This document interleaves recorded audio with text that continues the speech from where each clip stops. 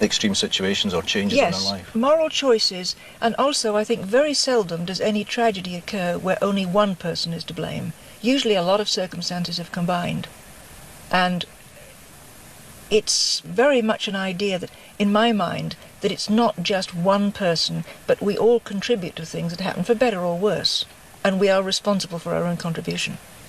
In your personal life, you've had to deal with that, of course. Yes, I have. Can you tell us a little bit about that? Yes, when I was 13, I became quite seriously ill. When I was 15, I committed a crime as an accessory. I was involved. What was the specific crime, Anne? I helped someone kill another person. Which person? Their mother. This was a friend of yours? Yes. In 1954, Juliet Hulme, a schoolgirl living in New Zealand, helped to batter her friend's mother to death. She was found guilty of murder, but was only 15 years old, too young for the death penalty. Instead, she was sent to prison.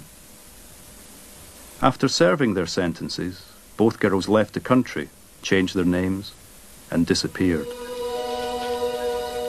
In 1994, the case was fictionalized in the film Heavenly Creatures.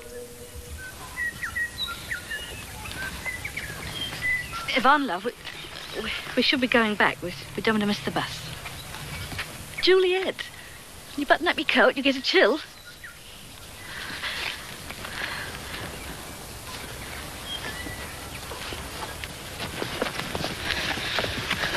Look, Mother.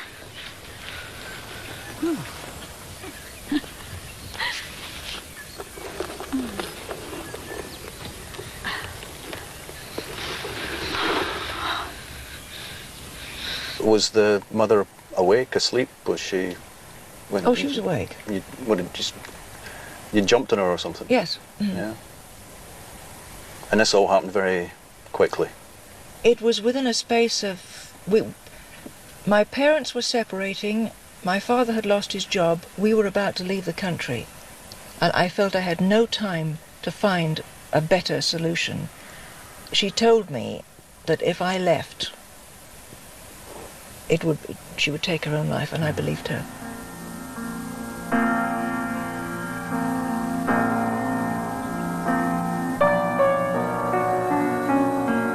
At the trial, the jury heard evidence that the girls had carried out a sustained and brutal attack on Pauline Parker's mother.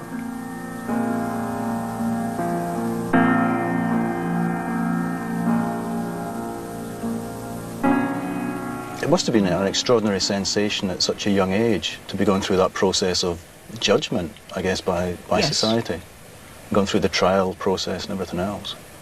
Yes, and when you are that age, you're not allowed to speak. In court, you mean? Yes. So you cannot say anything about what you did or why you did it.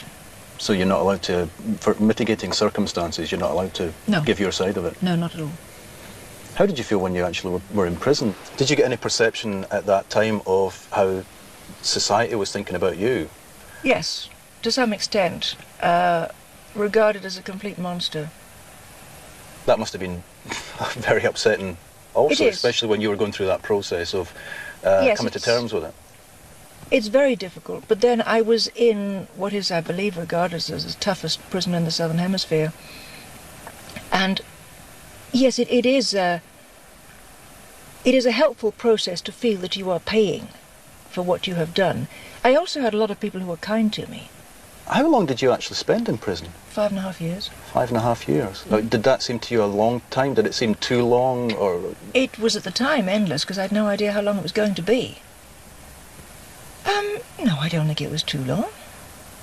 Had it been a lot longer, it might have broken my ability to rebuild myself. And at what point does the redemption come, do you think? I mean, at some point during that incarceration? That's a very spiritual question to which I could only give you my own estimate of the answer. Is the redemption comes when you no longer wish to be that kind of person, when you understand that, when you see it as ugly and you understand why it's not what you want to be, not what you should be, not what you want to be. And that's the difference. Not because somebody outside is telling you this is not what you do, because you yourself say, this is not who I want to be. How do you feel about the fact that society requires people to be locked up, especially at such a young age, that we require what seems to be not redemption so much as a kind of vengeance? I suppose society does require a certain level of vengeance, and it needs to be not only done but seen to be done, because it's supposed to be enough to prevent other people wanting to do the same. I think it would have been the worst thing that could ever happen to me in my life if somehow they'd said, well, look, you know, you were under medical treatment, these are mind-distorting drugs, I'm sure you're not really wicked, you go ahead and forget about it. I think that would have been totally destructive to me. How important was the punishment to you? I think it's vital. I think until you feel that you have settled the debt, you can't move on. It's a bit like trying to walk with an open parachute behind you. By paying, you cut the strings and then you can move on. You can allow yourself to move on. I can sit and look you in the eye because I can say, yes, I have dealt with it.